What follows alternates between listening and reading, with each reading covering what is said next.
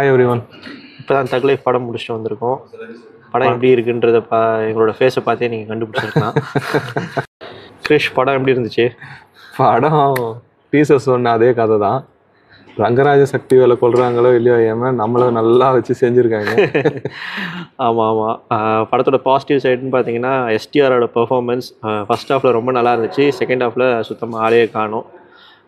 அதை தவிர்த்து கமலோட humour side நல்லா ஒர்க் ஆகிருக்குன்னு சொல்லலாம். ஆக்ஷன் சீன்ஸ் நல்லா இருக்குது, மேக்கிங் நல்லா இருக்குது. மற்றபடி பெருசாக படத்தில் பாசிட்டிவ்னு சொல்கிறதுக்கு ஒன்றும் இல்லை.